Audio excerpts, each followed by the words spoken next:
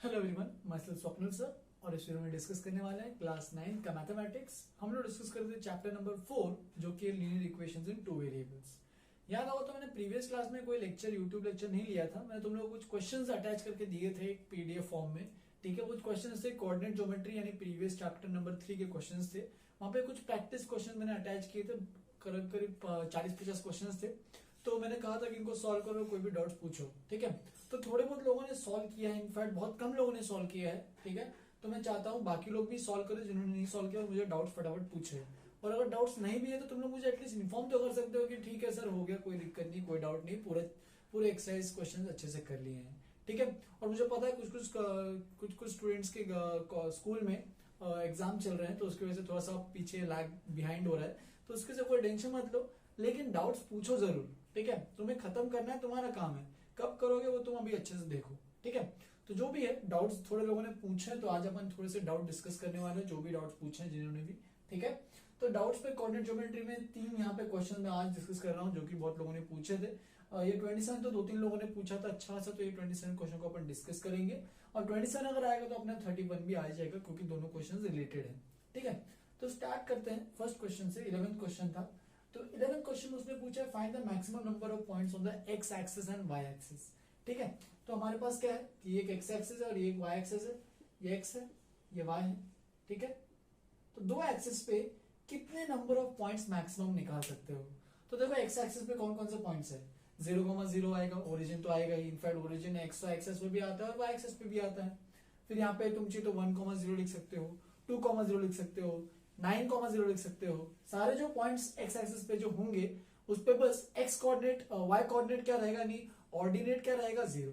ठीक है, तो पॉइंट्स ऑन एक्स एक्सिस किस फॉर्म में रहेंगे, वो इस फॉर्म में रहेंगे, a,0। And points on y axis वो किस फॉर्म में रहेंगे, तो वो इस फॉर्म में रहेंगे, 0, कुछ b मान लेते हैं, जहां पे a एंड b कुछ भी नंबर्स हो सकते हैं, एनी रियल नंबर। अब 1 रह सकता है, 1.5 रह सकता है, √2 रह सकता है, तो सारे रियल नंबर में से कोई भी नंबर लो तो रह सकते हैं। तो दोनों मिला के कितने पॉइंट्स बनेंगे, अब तुम लोग को देख के समझ में आना चाहिए। बस एक्स एक्सिस की अगर बात करेंगे तो एक्स एक्सिस पे इनफाइनाइट पॉइंट्स हो जाएंगे। क्यों?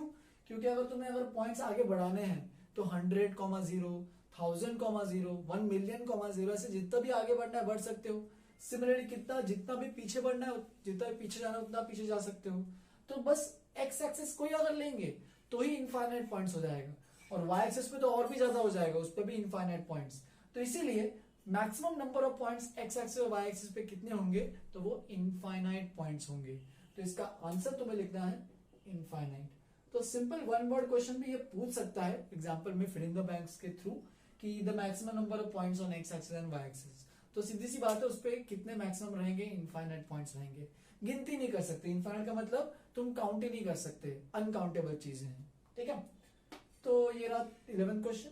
27th question, in the given figure, यहाँ पे फिगर दिया हुआ है triangle A B C and triangle A B D. तो दो ट्रायंगल दिए हैं ए बी सी, ये अपर ट्रायंगल ऊपर का ट्रायंगल है, और ट्रायंगल ए बी डी ये नीचे वाला ट्रायंगल है। तो ये दोनों क्या है, इक्विलैटरल ट्रायंगल्स है। तो इक्विलैटरल ट्रायंगल याद दिला दूं, जिनकी तीनों साइड्स क्या होती है, सेम इक्वल लेंथ की रहती है, या फिर तीनों एंगल्स भी सेम रहता है, इक्वल टू 60 डिग्री रहता है। ठीक है, तो तीनों लेंथ सेम रहती है, या फिर तुम तीनों एंगल सेम बोल दो चलेगा। Find the coordinates of the point C and D. तो देखो यहाँ पे ए पॉइंट और बी पॉइंट का कोऑर्डिनेट्स दिए हैं, in terms of small A दिया है, स्मॉल ए के टर्म्स में दिया है। ठीक है, तो तुम्हें सी और डी जो भी निकालेंगे तो वो भी स्मॉल ए के टर्म्स में ही निकलने वाले हैं। ठीक है, तो देखो मैं यहाँ पे लिखता हूं स्टेटमेंट्स, तो उससे समझना। ट्रायंगल ए बी सी, इस ट्रायंगल को लेते हैं ट्रायंगल ए बी सी। तो यहाँ पे कुछ उन्होंने हिंट दिया है जो कि तुम लोगों ने पहले पढ़ा भी होगा कि altitude of an equilateral triangle. तो ये इक्विलैटरल ट्रायंगल एबीसी, इसका जो एल्टीट्यूड मतलब परपेंडिकुलर जो ड्रॉप करते हैं, तो ये सीओ जो है वो इसका क्या है, एल्टीट्यूड है ट्रायंगल एबीसी का। ठीक है, in triangle ABC altitude CO is equal to, ये जो एल्टीट्यूड है CO that will be equal to, देखो सीओ यहाँ पे लिखा है, ओसी लिखो सीओ लिखो, दोनों मान सेम थिंग है। चलो ओसी लिख लेते हैं, यहाँ पे लिखा है, तो OC is equal to √3/2 into side. अब साइड का लेंथ कितना है वो देखते हैं। तो साइड कौन कौन सी है, साइड जो है ए बी ले सकते हो, साइड बी सी ले सकते हो, या फिर साइड ए सी ले सकते हो। चलो मैं ए बी ले रहा हूं, ठीक है। तो ये फॉर्मूला बन जाएगा OC is equal to √3/2 into A B. लेकिन ए बी का लेंथ कितना है देखो, अब O ओरिजिन है तो यहां से यहां तक का लेंथ देखो, ये a,0 है तो ये a यूनिट्स का हो जाएगा। सिमिलरली ये -a,0 है तो इसका भी लेंथ a हो जाएगा। ये a आगे की तरफ है, ये a पीछे की तरफ है, तो AB का लेंथ कितना हो जाएगा, ट्वाइस ऑफ OB, क्योंकि ये और ये लेंथ दोनों इक्वल है। तो इसका मतलब इसका पूरा लेंथ कितना हो जाएगा, a प्लस a लिखो तो उसको क्या हो जाएगा 2a, तो ये बन जाएगा √3/2 इंटू 2a। तो हेंस OC की वैल्यू आ जाएगी यहां से 2 और 2 कैंसिल, तो बन जाएगा √3a। तो OC की वैल्यू अगर √3a है तो ये बन गया हमारे पास √3a। अब ये जो पॉइंट है C, वो पॉइंट कौन से एक्सिस पे है, तो y एक्सिस पे। Therefore coordinate of point C, तो C का कोऑर्डिनेट अगर लिखेंगे, क्योंकि वो y एक्सिस पे है, अभी थोड़ी देर पहले बात की, जो भी पॉइंट्स और y एक्सिस होते हैं उसका x कोऑर्डिनेट यानी उनका एब्सिस 0 रहता है, और b जितना भी वो डिस्टेंस ऊपर या नीचे जा रहा है। तो देख सकते हो ये C point positive y axis पे है, तो इसका जो ये डिस्टेंस है कितना है, उसी डिस्टेंस √3 है, तो उसका जो y कोऑर्डिनेट रहेगा वो रहेगा √3a, as simple as that. ठीक है, तो इतना सिंपल चीज है, इसको अच्छे से समझना है। ये साइड है, ये एल्टीट्यूड है, एल्टीट्यूड निकालोगे तो ये C का पॉइंट आएगा। सिमिलरली ऐसे अगर नीचे का भी देखोगे तो ABC और ABD का भी इक्वल ट्रायंगल है, तो तुम OD को भी निकाल सकते हो। OD is equal to, OD देखो, OD नीचे का एल्टीट्यूड है √3/2 इंटू वापिस से साइड कौन सा लोगे ABD ट्रायंगल का, तो साइड AB ले लो, तो AB, तो √3/2 इंटू AB का लेंथ वापिस से सेम ही है 2a है, 2 कैंसिल, तो OD भी बन जाएगा √3a। ठीक है, ये देखो यहाँ पे लिखा भी है वैसे OC और OD इक्वल रहने वाले हैं, क्योंकि ऊपर में इक्वल ट्रायंगल और नीचे में भी इक्वल ट्रायंगल। देयरफॉर D का कोऑर्डिनेट अगर लिखोगे तो D के कोऑर्डिनेट देखो वापस से y एक्सिस पे पॉइंट है, तो x कोऑर्डिनेट यानी एब्सिस 0 रहेगा, एंड ऑफ कोर्स इसका जो कोऑर्डिनेट है वो जो नेगेटिव साइड में है, तो ये लेंथ OC के बराबर है, तो ये भी √3a था, तो ये भी √3a रहेगा। बट ये D जो पॉइंट है वो नेगेटिव y एक्सिस पे है, देखो नीचे जा रहा है, नीचे की तरफ पॉइंट है, ओरिजिन के नीचे है, तो इसका मतलब ये -√3a आएगा। ओरिजिन के अगर ऊपर है तो प्लस, ओरिजिन के अगर नीचे है तो माइनस।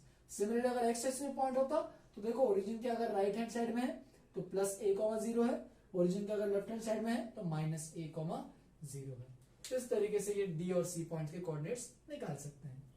फिर एक और लास्ट क्वेश्चन आज के लिए डिस्कस करते हैं, फिर स्टार्ट करते हैं इस चैप्टर को, linear equations. In the adjoining figure PQR is an equilateral triangle. तो देखो ये क्वेश्चन आता है तो ये क्वेश्चन आने में कोई दिक्कत नहीं रहेगी, क्योंकि बहुत सिमिलर क्वेश्चन है दोनों। तो PQR इक्विलैटरल ट्रायंगल है, देख सकते हो। ठीक है, Q एंड R के कोऑर्डिनेट्स दिए हैं, Q की वैल्यू, Q का कोऑर्डिनेट है 0,4, R का कोऑर्डिनेट है 0,-4। तो ये सोचो ये पूरा जो डिस्टेंस रहेगा QR, ये कितना आएगा QR का लेंथ, तो QR का लेंथ कितना आएगा, यहां से यहां तक 4 है और यहां से यहां तक भी 4 लेंथ है, तो दोनों मिला के कितना लेंथ हो जाएगा 8 यूनिट्स। तो QR का लेंथ जो आएगा वो आएगा 8 यूनिट्स का लेंथ। ठीक है, फिर उसने क्या पूछा है, find the coordinates of the vertex P। तो इसका कोऑर्डिनेट निकालना है, ये वाला कोऑर्डिनेट। ठीक है, तो ये P कोऑर्डिनेट जो है वो x एक्सिस पे लाई कर रहा है, तो बाय डिफॉल्ट इसका जो y कोऑर्डिनेट यानी उसका जो ऑर्डिनेट रहेगा वो 0 रहने वाला है। बाकी ये वाला जो पॉइंट है वो उसके लेंथ से निकालना पड़ेगा। तो देखो वापस से OP, ये जो ट्रायंगल है OP जो है वो क्या है, एल्टीट्यूड है, जैसे कि अपन ने पहले किया था सेम चीज। OP जो है वो इसका एल्टीट्यूड है ट्रायंगल PQR का, और PQR ट्रायंगल इक्विलैटरल ट्रायंगल है, तो हम लोग ये लिख सकते हैं कि √3/2 इंटू साइड। और साइड कौन सा मानोगे, तो साइड को लोगे √3/2, साइड कौन सा देखो QR मान लो, क्योंकि QR का लेंथ पता है ना हमें। देखो PQ भी एक साइड है, लेकिन PQ का लेंथ निकाल सकते हो क्या, पता है क्या तुम्हें PQ का लेंथ, PR का लेंथ पता है क्या, नहीं, लेकिन QR का लेंथ पता है तो उसका यूज करो। तो QR साइड है हमारे पास। ठीक है, तो कितना देखो √3/2 इंटू QR, तो QR कितना हो जाएगा, QR का लेंथ है 8, तो ये बन जाएगा 4, क्योंकि 2 1 जा 2 4 जा 4 √3 यूनिट्स। तो इसका मतलब OP का जो लेंथ है यानी ये जो लेंथ है ये हो जाएगा हमारे पास 4 √3 यूनिट्स। और अगर ये 4 √3 यूनिट्स है तो P कोऑर्डिनेट को सीधा लिख सकते हो क्या, देख कॉमा 0 तो आने वाला था क्योंकि ये पी पॉइंट किस पे एक्स एक्सिस पे है और ये डिस्टेंस कितना है 4√3 और पॉजिटिव एक्स एक्सिस पे पॉइंट है, इसका मतलब ये बन जाएगा 4√3, 0। तो इसी तरीके से पी कोऑर्डिनेट्स का वर्टेक्स पी का कोऑर्डिनेट आ जाएगा हमारे पास 4√3, 0। तो इस तरीके से इस डाउट्स को अच्छे से अपने नोटबुक में लिख लो चाहिए। तो जो भी तुम लोगों को और भी अगर डाउट्स आ रहे हैं तो तुम लोग पूछो, हम लोग नेक्स्ट क्लास में डिस्कस करेंगे और फिर उसके बाद और भी अगर मैं क्वेश्चन दूंगा तो वो भी करना है तुम्हें सॉल्व। ठीक है, चलो इतना पहले अच्छे से लिखो। स्टार्ट करते हैं अपना चैप्टर लीनियर इक्वेशंस इन टू वेरिएबल्स। कंटिन्यू करते हैं, स्टार्ट तो कर ही लिया था, लिखो इसको। चलो फिर स्टार्ट करते हैं। आज अपन डिस्कस करने वाले solution of a linear equation. तो solution of a linear equation एक ऐसा टॉपिक है जो कि तुमने पहले भी प्रीवियस क्लास में भी किया हुआ है। क्लास 8 में याद होगा तो तुम लोगों ने जब linear equation in one variable पढ़ा था तो उसमें भी तुम लोगों ने किया है कि उसमें सोल्यूशंस क्या होते हैं वो सब निकालना सीखा है। ठीक है, और ये बहुत जगह यूज करते भी गए होंगे तुम लोग कि वर्ड प्रॉब्लम्स में कैसे यूज करना है, लीनियर इक्वेशन वन वेरिएबल्स के क्वेश्चंस कैसे सॉल्व करना है। तो आज अपन डिस्कस करने वाले थोड़ा सा एक नेक्स्ट स्टेप लेने वाले हैं जो कि लीनियर इक्वेशन इन टू वेरिएबल्स। तो उसके सोल्यूशन के बारे में पहले पढ़ने वाले हैं। तो सबसे पहले तुम लोग को एक बार सोल्यूशन एक बार याद दिला दूं, एक बार रिवाइज कर दो कि सोल्यूशन क्या होता है। तो सोल्यूशन ये होता है कोई भी इक्वेशन का सोल्यूशन मतलब जो भी वेरिएबल्स है उस इक्वेशन के अंदर, चाहे वो 1 हो, 2 हो, 10 हो, 20 हो, कितने भी वेरिएबल्स है, तो ऐसे जो भी वेरिएबल्स, ऐसे कोई भी रैंडम इक्वेशन अगर दिया है, सपोज में 3 वेरिएबल्स दिए हैं, एक सपोज दिया है x + 2y + 3z = 100 ऐसा कुछ दिया है। तो जो भी वेरिएबल्स हैं उनको उन वेरिएबल्स में ऐसी कौन सी वैल्यू पुट करने पे वो इक्वेशन सही से सेटिस्फाई हो रहा है। जैसे कि यहाँ पे मैंने एग्जांपल दिया, देखो 3x + 2y - 14। चलो यहाँ पे भी कुछ सिंपल एग्जांपल लेते हैं, जैसे कि 2x - 5 = 0। तो यहाँ पे देखो ये इक्वेशन जो लिखा है यहाँ पे 2x - 8 = 0, ज्यादा आसान रहेगा। तो 2x - 8 = 0 मैं लेता हूं, तो यहाँ पे तुम्हें x की कौन सी वैल्यू पुट करनी पड़ेगी, तो x की वैल्यू 4 पुट करनी पड़ेगी क्योंकि 2 4 8 और 8 - 8 बन जाएगा 0। तो इक्वेशन को सेटिस्फाई करने के लिए जो भी वैल्यूज हम लोग पुट करते हैं वेरिएबल्स के, उन्हें कहते हैं solution of the given linear equation. यहाँ पर डेफिनेशन भी उसी हिसाब से लिखा है, देखो द वैल्यू और ब्रैकेट में s हो सकता है ज्यादा भी हो वेरिएबल्स, द वैल्यू या फिर values of the variables involved in linear equation which satisfies the equation. तो ऐसे जो वेरिएबल्स के वैल्यूज जो इक्वेशन को सेटिस्फाई कर रहे हैं, that is for which the LHS and RHS, LHS मतलब left hand side and RHS मतलब right hand side, becomes RHS of the equation becomes equal, दोनों इक्वल हो जाने चाहिए। तो अगर दोनों इक्वल हो रहे हैं, जो भी वैल्यूज पुट करने के बाद वेरिएबल्स के, तो अगर ऐसे कोई वेरिएबल्स के वैल्यू पुट करने पे इक्वेशन LHS RHS इक्वल हो रहा है तो हम उन्हें क्या कहते हैं, वो इक्वेशन के सोल्यूशन है। That is or are called the solution of a linear equations। तो solution of a linear equation one variable पहले देख लेते हैं, फिर solution of linear equation in two variable जो कि इस चैप्टर में इंपॉर्टेंट है वो देखेंगे। द वैल्यू ऑफ वेरिएबल से x मान लेते हैं, वो जो इक्वेशन है वो x के टर्म्स में है, वेरिएबल x है उसमें, satisfying the given equation in x, तो इक्वेशन है x में, तो ऐसी जो वैल्यू जो x को सेटिस्फाई कर रही है इज कॉल्ड द सोल्यूशन, या कई बार इसको रूट भी बोलते हैं कि रूट ऑफ द इक्वेशन है। जैसे कि एग्जांपल लिखा है 2x - 8 = 0, तो यहाँ पे तुम लोग क्या पुट करोगे, x = 4 इज द सोल्यूशन, सीधा लिख सकते हो, जो कि बहुत लोगों को आता भी होगा अब तक क्योंकि ट्रांसपोज करना तो सब लोग सीखे ही होंगे। ठीक है, फिर 5x - 100 या फिर 5x + 100 = 0।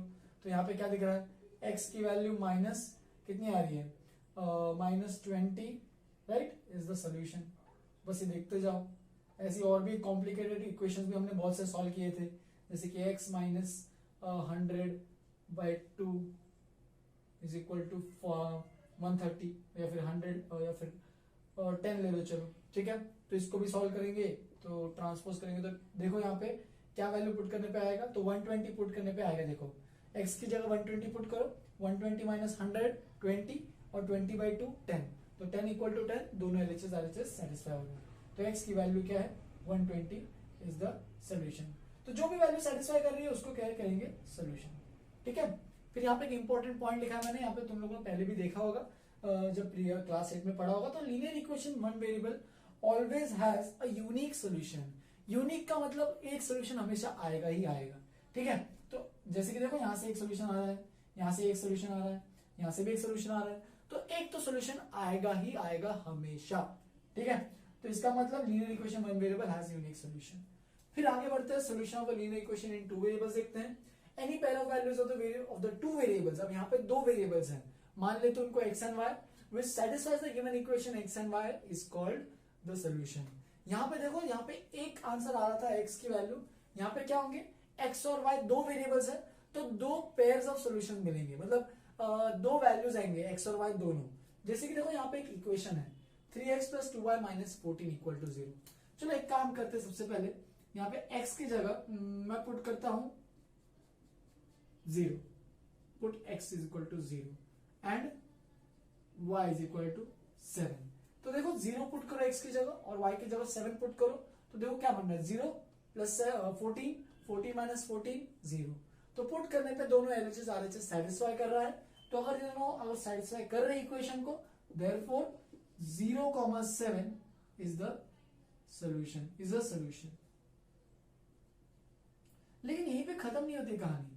तुम अगर देखोगे जैसे से मैं अलग अलग वैल्यूज पुट करूंगा, अपने आप वैसे वैसे वैल्यूज अलग अलग होती जाएंगी, देखना अभी, ठीक है। सपोज x को मैं पुट करता हूं 2 पुट करते हैं, ठीक है, रैंडम में वैल्यू पुट कर रहा हूं, x को 2 पुट करते हैं, तो 3 × 2 = 6, 6 - 14 हो जाएगा हमारे पास -8।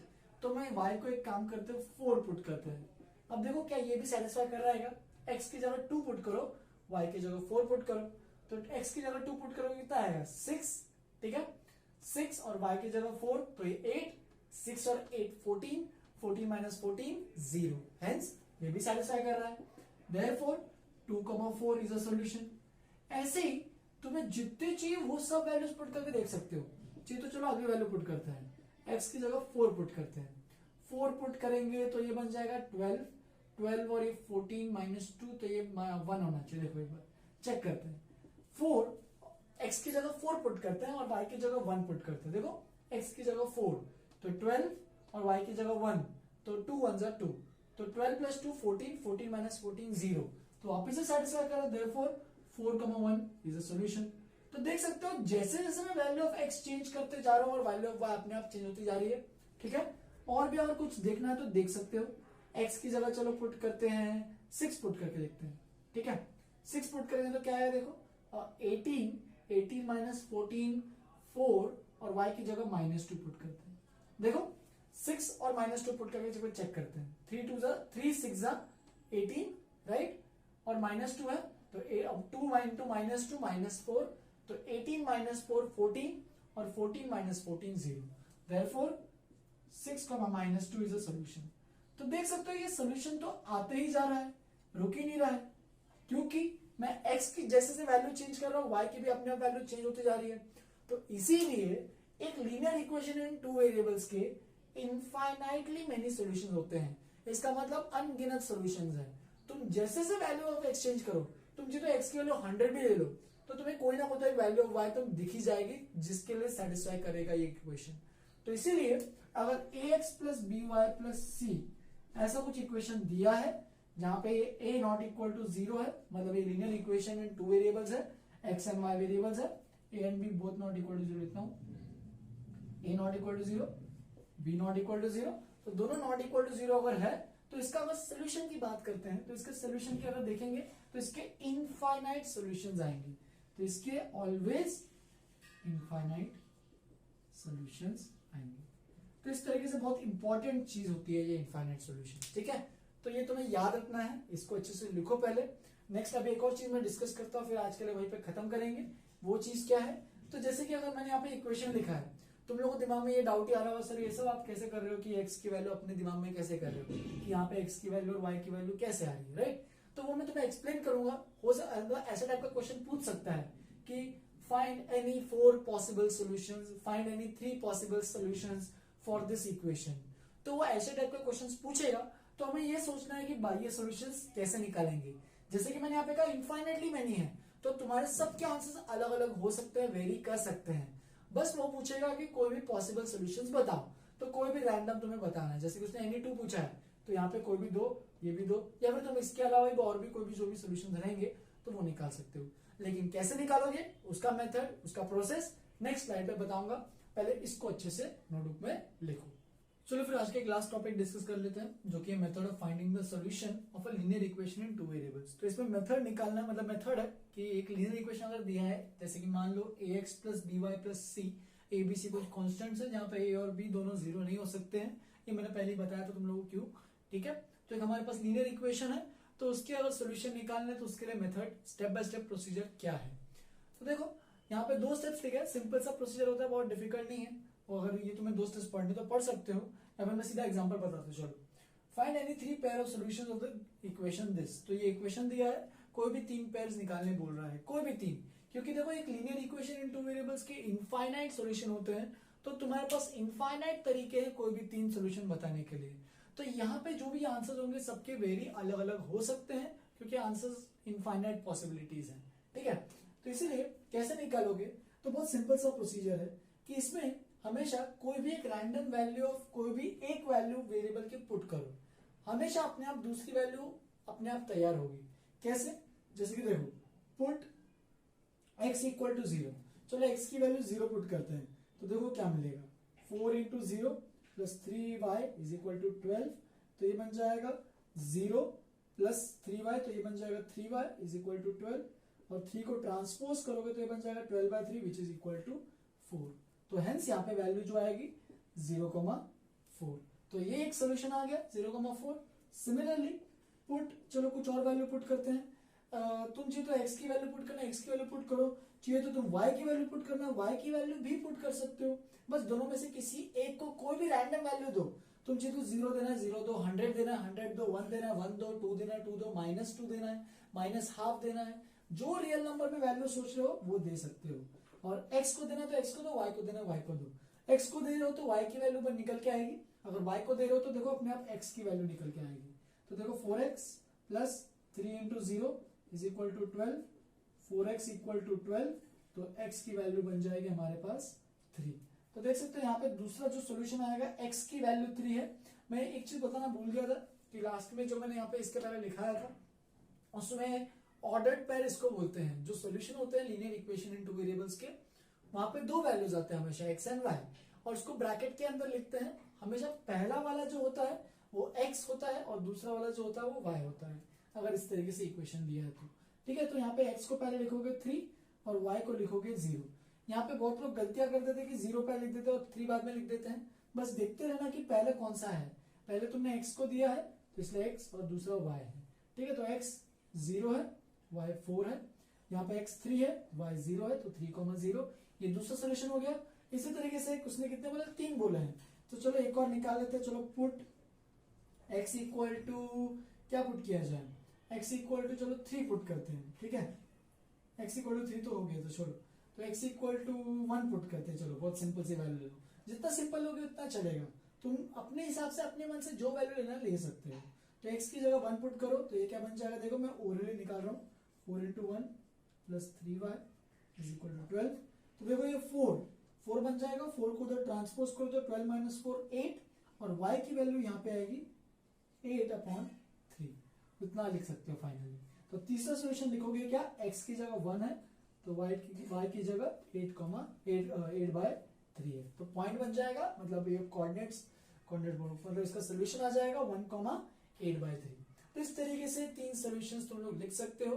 तुम्हारे पास अनगिनत तरीके लिखने के, इसके अलावा भी और भी इनफाइनाइट तरीके हैं, जैसे कि तुम यहाँ पे 2, समथिंग भी आ सकता है, 3, 4, समथिंग भी आ सकता है, जो भी है 0, 1, समथिंग जो भी है, कुछ ना कुछ तो इनफाइनाइट सॉल्यूशन में से कोई भी 3 सॉल्यूशन लिख सकते हो।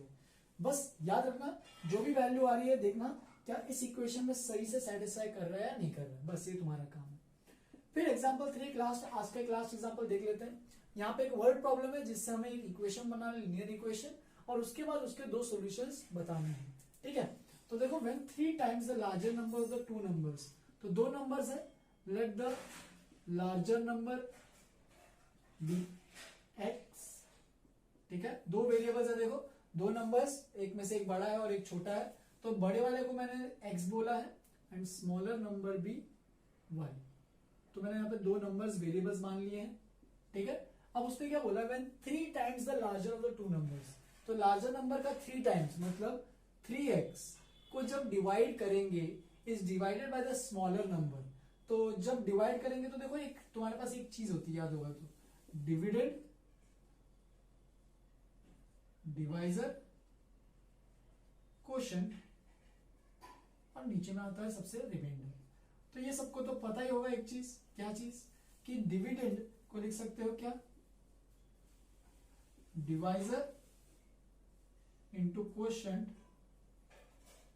नीचे लिख रहा हूं into quotient plus remainder, right. तो ये हमारे पास फॉर्मूला तो रहता ही है, तो इसका यूज करोगे अभी इधर ही।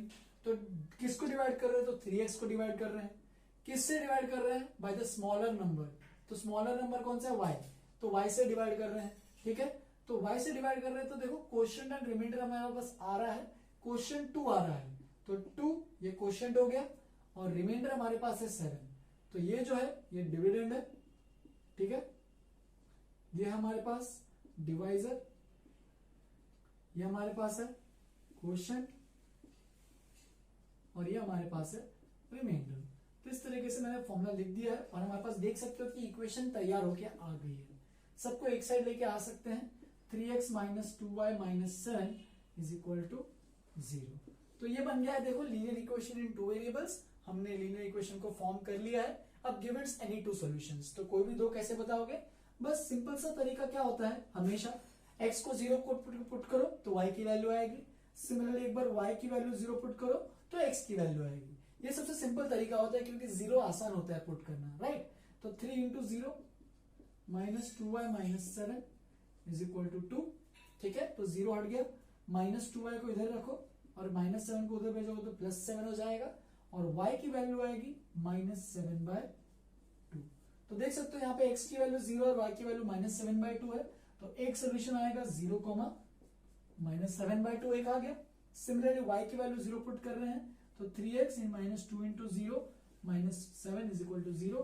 तो 3x इज इक्वल टू 7, ये तो 0 हो गया, माइनस 7 को उधर भेजेंगे तो x की वैल्यू 7/3।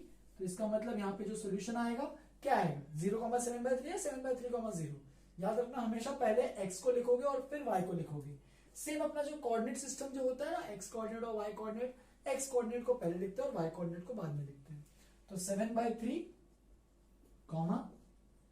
y की वैल्यू 0। तो इस तरीके से दो सॉल्यूशन लिख सकते हो। यहाँ पे तुम लोग के आंसर्स वेरी कर सकते हैं डिपेंडिंग ऑन तुम कौन सी वैल्यूज ले रहे हो। क्यों, क्योंकि एक linear equation of given in 2 variables के इनफाइनाइट सॉल्यूशंस होते हैं, ठीक है। तो इसको अच्छे से लिखो नोटबुक में। आज यहीं पे मैं खत्म कर रहा हूँ। अगर कोई और डाउट रहेगा, इसके अंदर कोई टॉपिक समझ में नहीं आ रहा, तो तुम लोग पूछ सकते हो। नेक्स्ट क्लास में मैं इसमें और भी कुछ अलग टाइप के एग्जांपल्स करूंगा, कुछ अलग चीजें मैं सिखाने वाला हूँ इसी पे बेसिस, ठीक है, इसी बेसिस पे। और नेक्स्ट क्लास में एक और चीज अपन ग्राफ भी स्टार्ट करने वाले हैं, ठीक है। तो तब तक के लिए इतना अच्छे से लिखो। होमवर्क में थोड़ा सा चीज तो नेक्स्ट क्लास में दे दूंगा, अभी इस क्लास में कुछ मत करो। अच्छे से तुम लोग का रजोक्सी गॉट टैलेंट जो चल रहा है उसमें अच्छे से कुछ इवेंट यूज करो, एंजॉय करो, ठीक है, कोई दिक्कत नहीं है। नेक्स्ट क्लास से होमवर्क देना चालू करेंगे। तो इतना अच्छे से देखो, पढ़ो, नोटबुक में नोट्स बनाओ, और अगर कोई डाउट होगा तो पूछो, ठीक है। आज के लिए इतना ही। Have a good day, enjoy.